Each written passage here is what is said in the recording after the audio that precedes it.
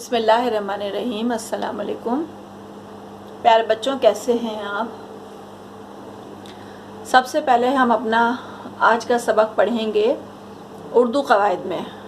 ठीक है, आपके पास कॉपी होगी उर्दू की नोटबुक, उसको आप निकाल लीजिए और उसमें आप जिस तरह से मैं काम करवा रही हूँ बिल्कुल उसी तरह से काम करेंगे। तो सबसे पहले सबक नंबर 1 लिखेंगे और उसमें उन्वान है दरख्वास्त नवीसी। दरख्वास्त नवीसी क्या होती है?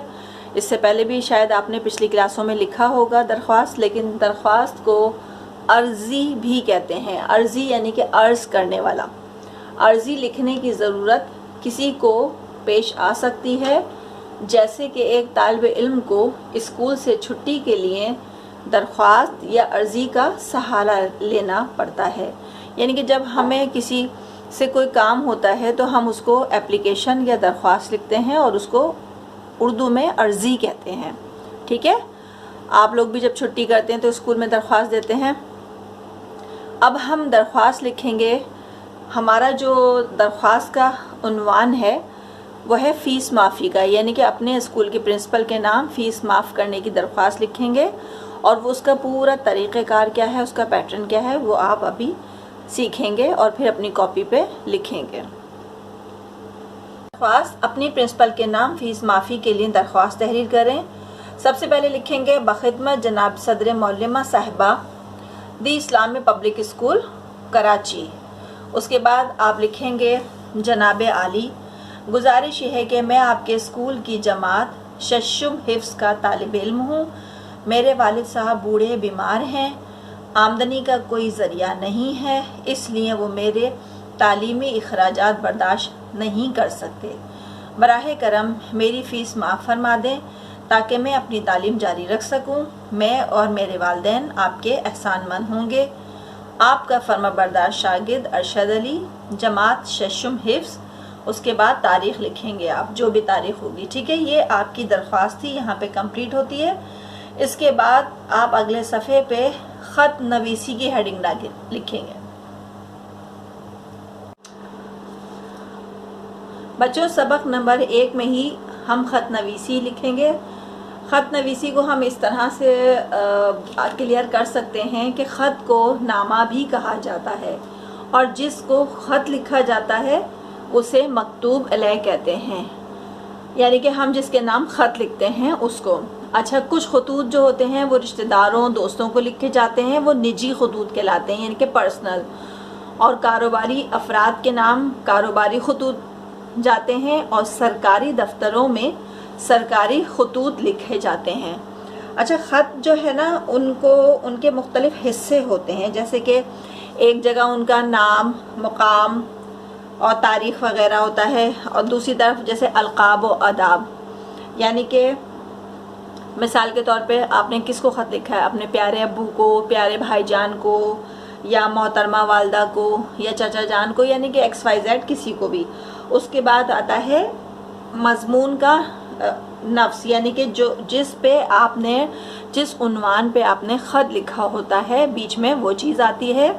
और सबसे आखिर में हो जाए जब एंड होने लगता है, यानी कि इख्तिताम होता है ख़त का, तो फिर बिल्कुल असल मज़मून जो है वो ख़त्म हो जाता है और आखिर में जो ख़त लिख रहा होता है वो अपना नाम लिखता है और ये बाएं जानिब होता है।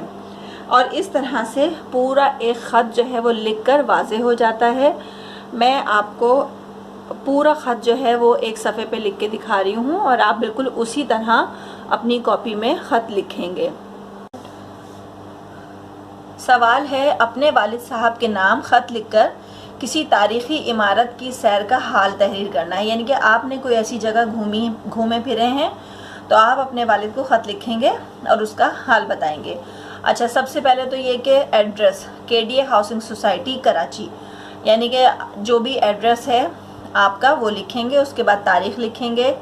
उसके बाद अपने अलक़ाब यानी कि वालिद साहब, मोहतरम वालिद साहब कौमा अस्सलाम वालेकुम। फिर आप लिखिएगा, उम्मीद है कि आप और तमाम घर वाले खैरियत से होंगे। इस ख़त के ज़रिए मैं आपको अपने तारीख़ी इमारत की सैर का हाल बताऊंगा। میں اپنی جماعت کے ساتھ سندھ کے قدیم تاریخی شہر بھمبور گیا تھا۔ کراچی سے 40 میل کے فاصلے پر یہ شہر زمین کے اندر دفن تھا۔ 1951 میں اس شہر کے آثار دریافت ہوئے۔ بھمبور کی کھدائی میں دیبل کے قلعے کے آثار ملے ہیں۔ سب سے اہم بات ایک مسجد کے آثار ہیں جس کا فرش پختہ ہے۔ صحن میں ایک طرف وضو خانہ بھی ہے۔ مسجد کے ساتھ مدرسے کے آثار بھی ہیں۔ اس کے علاوہ ایک بازار اور کئی گھروں کے آثار بھی ملے ہیں۔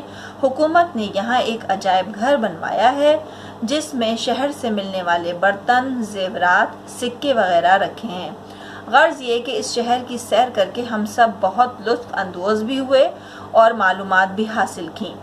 اب آپ اجازت دیں، گھر میں سب کو سلام عرض ہے، فقط آپ کا بیٹا الف ب ج۔ یعنی کہ یہ خط جو ہے پورا آپ کو جو میں نے اس کی تعریف بتائی تھی اس کے حساب سے ہے کہ پہلے ایڈریس اور تاریخ آ گئی، پھر القاب آ گیا، سلام کر گیا، پھر خیر خیریت پوچھی، پھر بیچ میں ہم نے وہ سب لکھ دیا جو کہ ہمارا عنوان تھا۔ اس کے بعد آخر میں ہم نے ان سے اجازت لے لی، گھر کو سلام کہہ دیا گھر والوں کو، اور پھر آخر میں کس نے خط بھیجا تھا؟ بیٹے نے، تو یہ ہم نے یہ لکھ دیا۔ تو اس طرح سے خط لکھا جاتا ہے۔